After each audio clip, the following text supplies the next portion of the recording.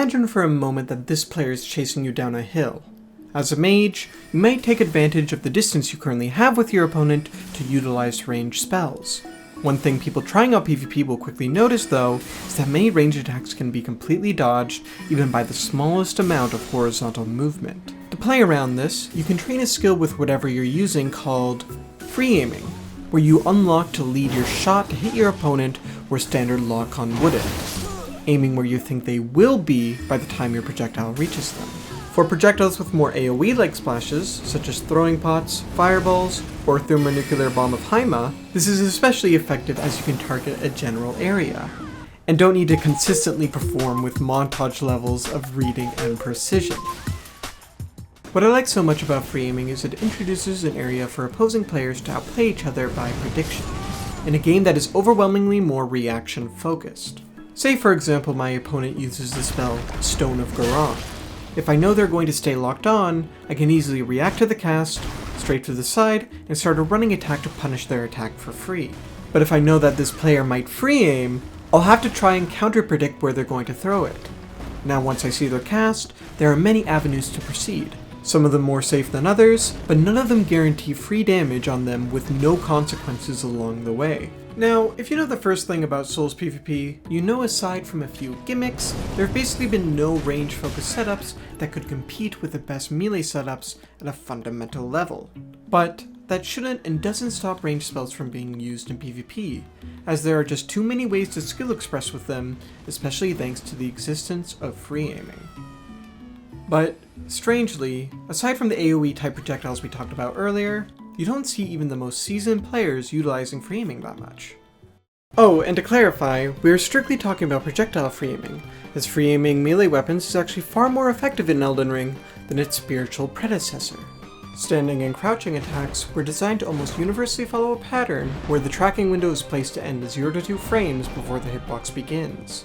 And that window is of the type that lets you instantaneously change direction as long as you are unlocked. This is unlike previous Souls games, where the placement of this window varied greatly, depending on the weapon class and the specific design of each attack. Running and jumping attacks have also been given beautifully designed tracking windows throughout the startup of their animations, often giving a decent turn at the beginning and ends of the startup, and a moderate amount of tracking in between. This similarly is a big change from previous Souls games, where running attacks would most often hold you entirely in place for the majority of the attack's startup. Except DS2 of course, because DS2 is always the exception. Anyways, back to the point we were on. If anyone uses Glintstone Pebble, Stormblade, Beast Roar, Comet, Blackblade, Bolt of Ram Snacks, Spectral Lance, Bloodblade, Ice Crags, Celeria's Woe, or basically any straight flying projectile attack that requires any amount of precision, you just don't really see people freeing them. Despite the fact that these skills and spells are by far the best ranged options we've had in the series, you only ever see people use them locked on. If the distance is great enough to where you have to lead a shot, most people will prefer something that you can properly aim down sights, such as a cannon or great bow. Is it just too hard to land those shots? Well, no. And even at close range, it is actually highly effective to free aim many of these skills. But, major footnote here, only on flat ground. What it actually is a silent addition of an aim assist feature that was actually intended to make a specific use of free aiming easier. Let's go back to that hill from the beginning of the video. If you try to adjust for the strafe and free aim your Comet, you will quickly notice that your Comet will be forced to fire horizontally, with no vertical velocity at all. If you aim more downwards to try and adjust for this, you'll find that you have to aim so far down that the projectile ends up hitting the floor. There is effectively a dead zone that within, it is impossible to hit your opponent with a free aim shot. And by extension, as long as your opponent is moving, it may be completely unrealistic to hit them at all. So, limits on how a projectile can be fired has always been a thing in Souls, at least while unlocked. Usually, it would simply be an upper and lower bound of aiming, which in some cases is limiting and bothersome, but it was far from unreasonable. But Elden Ring introduced a new way of limiting and controlling how you can vertically aim projectiles. Horizontal snapping. When aiming within a certain amount of degrees up or down of the center screen, the game will force your projectile to be fired completely horizontally, irrespective of the actual precise direction your character is looking in. It feels a lot like, say, how controller dead zones work, where your stick, as far as the game is concerned, is treated as idle. until you tilt the stick past a certain threshold. While this puts a limit on how precise controller players can make their movement and camera inputs, it's a compromise developers have to make to limit the effect of stick drift. For the purposes of this video, I'll be referring to the ranges this horizontal snapping happens as free aim dead zones. If I need to be more specific outside this video, I'll probably call it something like projectile free aim vertical dead zones. So, how do these dead zones look on different projectiles? It varies largely. Things like Dragon Breaths, Crystal Barrage, One-Eyed Shield, or Loretta's Great Bow are mostly exempted. Instead of firing off the facing direction of the character, these attacks use a sort of turret mode where the players can use their camera to aim horizontally within a certain range. Unlike traditional spells, which always fire in the direction your character is internally facing, which always matches the direction your character last moved. Remember how I said those spells are mostly exempted? For some reason, the ocular bubble skills are the exception. Bows and crossbows are affected by dead zones, and is shown very plainly when you look at the arc your character makes while drawing a shot. Thankfully, at least while two-handing, players have the option to aim down sights to bypass this if they please. One interesting test you can try is to slowly lower your aim till the bow or crossbow hits the dead zone, then you aim down sights, fire a shot, go out of aim down sights, and fire another shot. The height difference between the two shots should give you an accurate representation of where the dead zone covers at this range. Okay, with those two types of sort of exceptions out of the way, let's talk about the range stuff that you more likely care about. Spells, weapon skills, and consumables. There are only 6 of them that I know of that don't have any dead zones or are otherwise unaffected by them. Frenzied Burst, Surge of Flame, Comet Azure, Sacred Ring of Light, Wing of Estelle's Magic Waves, and Frozen Needle's Ice Shards. It should be noted that those last 2 are the only ranged options in the game that are innately fired by a weapon's heavy attack. But let's get on to the content that is very much affected by dead zones. Nearly every ranged spell only has a downwards dead zone, which is almost always 12 degrees wide. Glintstone Pebble, Comet, Lightning Spear, Fireballs, Triple Rings of Light, Stone of Garank, and a lot more. Other than that, there are just a few outliers that have 15, 20, or even 25 degree downwards dead zones. Weapon skills, or Ashes of War, most commonly have both an upwards and downwards dead zone. Most frequently, 10 degrees up and 10 degrees down. A few skills have a smaller upwards dead zone of 5 degrees, but far more have a larger downwards dead zone of 20 degrees. A select few skills only have a lower dead zone of 12 degrees, similar to the majority of spells. Consumables like throwing knives and pots have the smallest total dead zone in the game, with a 3 degree lower dead zone. So that's where the dead zones are, but you're probably wondering why they made these in the first place. This feature's intent is obvious. In a flat area, such as many boss rooms, it can be convenient for the game's majority controller player base to not have to worry about being precise with verticality while playing unlocked. If you just picked up a Souls game for the first time, it might be difficult to both line up the spell horizontally and vertically without just accidentally firing the spell into the floor or sky. So this feature could genuinely make range-based builds feel more practical for new players. Aside from aim assist, this feature also allows you to fire projectiles in a way that isn't normally possible, that being casting projectiles fully horizontally from a lower profile. Say you're using the spell Glintstone Arc against a horde of rats. If you play locked on, the projectile will fire down into the floor, like only hitting one of them. If you were able to play unlocked without this feature, aiming too horizontally would make the arc fly too high to hit any of them, so you'd have to pick a best in between to hit as many rats as possible. But with this feature, you can aim pretty far downwards while still having the projectile fly horizontally, thus allowing you to hit more rats than you could normally. Here's a side view to show you what I mean. If you look closely, you'll know that the projectiles fire directly off your staff. And you'll also notice that you can somewhat control the height that you fire projectiles by looking up or down while casting. If we fire it at the very edge of the lower dead zone, we can send it off horizontally at a much lower height than we would have if we were to just look straight. Okay, but that's enough overanalyzing. The key point is, it's a useful accessibility feature for those starting out. But anyone, regardless if they play PvE or PvP, would inevitably find far more use and options with the absence of this feature rather than its inclusion. The obvious answer to make everyone happy would be to make it a toggleable option in the game's options menu. Maybe it could be controlled by the setting manual attack aiming, as currently that option doesn't really do what it says it does, and instead just allows you to aim specifically this funny finger attack while locked on. Yes, I'm not joking. I literally made a whole video about it. And this feature can be on or off by default, I don't care. Just, it definitely should be something players have control over. Okay, but you might be thinking, is this really an issue worth fixing, even if I care about PvP? And to that I'd say, of course! It is the #1 issue after a laughable netcode that has little to no means of lag compensation or sanity checks, numerous input dropping bugs yet to be fixed, aim punch in a melee-based game, a complete absence of worthwhile multiplayer features, content, and goals for players to continue playing the game for, PC performance still being awful, PvP balance still having major outliers untouched, and huge gaps between what is viable and what isn't. Wait, is it really that short now? Obviously I'm umbrellaing a lot of these issues, but it just feels like months ago when the things I was thinking of on this list were a lot more numerous and awful. Okay, obviously there are far more important things that could be improved in every respect across the game, but this issue in particular stood out as interesting to me for its uniqueness. It's one aspect of player freedom that I feel Elden Ring actually regressed on in comparison to its predecessors. This was likely implemented to aid the large effort of making every part of the Souls combat system more accessible and intuitive. And it's likely succeeded in that, at least when it came to players starting out.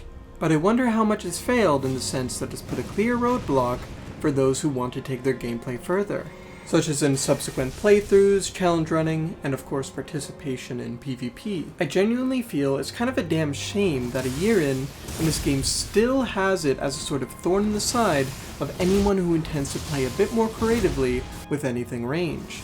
Even if you don't use any of this content or don't play PvP at all, I'd look at it in the same way you might look at something like speedrunning or challenge runs.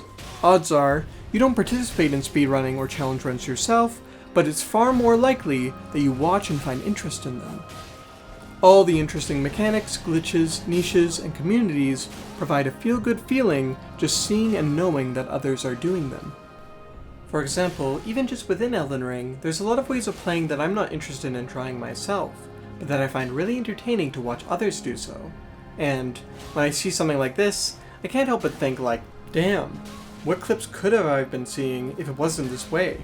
Anyways, that could be extrapolated to a number of previously existing or currently existing issues within the game that breaks things in an unintuitive and/or disruptive way. Regardless of if this issue gets addressed, it's interesting enough to talk about the specifics of how this feature affects free aiming, as there's a lot of footnotes to go over.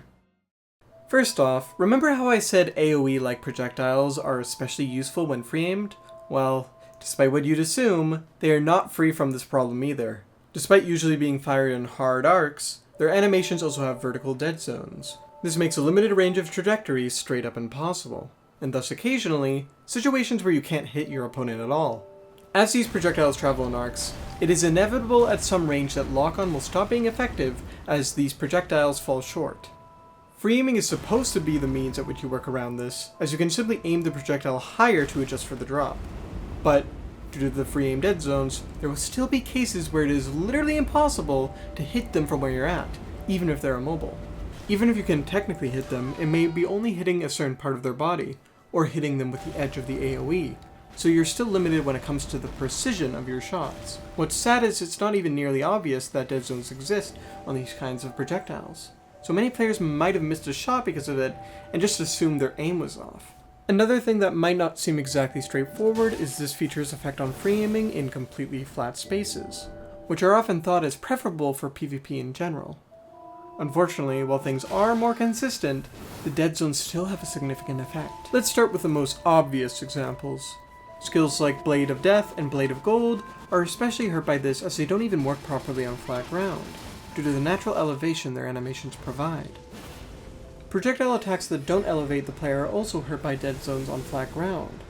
If an opponent crouches, rolls, or does anything that lowers their profile, a perfectly lined up shot will miss no matter what. Take this combo for example, where I hit my opponent with Stone of Garank and combo cast a Comet.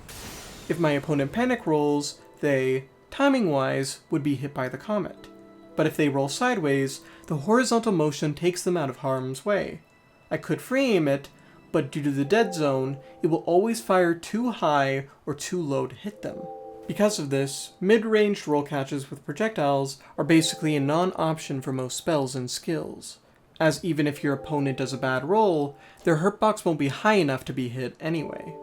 Forget about roll catching. What about just being able to stand your ground against an aggressing player? Let's say you're using the skill Reduvia Bloodblade, while your opponent is one hit away from bleeding. Say they are strafing to your side, and start a running attack. Your shot will miss guaranteed if you stay locked on. If you unlock, you can lead the shot to where they are going, but unfortunately, if you aim too high, it will go over their head, and if you try to aim lower, you are forced to aim so low that it will fire way too short to hit them. This play, which would have been already very risky, is just a complete non-option due to the dead zones. You could try staying locked on and delaying it till they're close enough that it won't miss, but at that point you're probably just going to get interrupted before you get it off, or at best trade. Okay, starting to see what's going on here? It would be best to fire a projectile at a vertical angle that would have a good chance at hitting your opponent whether they close in on you or stay at a range. But because of the dead zones, you are completely barred from choosing that angle. You either have to take what lock-on gives you, or choose between aiming up or at your feet. Whether it be an attack in neutral, a roll catch, a keep out, or a whiff punish, you'll often find yourself blocked of what could be a calculated play when it comes to projectiles. But there's yet another dimension of combat I'm yet to cover where the dead zones are a severe detriment even on flat ground, and that is the Y dimension. What? No, I disagree. Z is not the vertical axis, and I will not allow— Similar to the problem that is created when players move horizontally, jumping also creates situations where free aiming is necessary. And because the verticality is rapidly changing, just like if a player were to move sideways, locked-on shots aren't very reliable, especially since a player can often time their jump based on its likely trajectory. Most likely, you won't be hitting anyone while they are mid-jump, but instead either at the beginning or end of it. You can't realistically make an anti-air play with projectiles, unless it's a giant AoE of course. Because of how limiting dead zones are in these situations, one of the safest ways to counterattack a projectile attack is a diagonal running jump attack. For that player, this is that same Reduvia strafe example on steroids. Half of your body is intangible, you are rapidly moving in 2 dimensions away from their possible trajectories, and their trajectories that could hit you on this path are little to none and are limited to very specific timings. Let's try a final third kind of scenario. Say you want to use the skill of the Black Knife to catch a fleeing opponent. We'll set things up so we can cast this skill after stunning them with an offhand greatsword, so the timing is consistent. If you stay locked on, all your opponent needs is to strafe to the side for a moment to dodge the projectile, without even risking being phantom hit. If you unlock, you might find that your opponent is strafing within your dead zone, and the only way to hit them is if they come close enough to have any part of them outside the dead zone. If they are an experienced player, they can recognize where those dead zones are, move to them, and maybe start a heal or something as they strafe your projectile. Thanks for watching. This video was kind of a challenge, as I was trying to explain an issue that is far-reaching in its effect on the game, but that is not exactly as easy to explain to your average uninitiated viewer, who might have not even tried Elden Ring PvP or played Elden Ring at all. I want these videos to be both interesting and digestible as they can be, without making them of unreasonable length or degrading the quality. When making these videos, I often feel as if I'm writing to explain these ideas back to myself, rather than to someone who actually wants to know about this stuff. So let me know if I left anything unclear. With that said, subscribe and ring the bell if you enjoyed, and subscribe to my Patreon of course if you would like to join the lovely people on screen.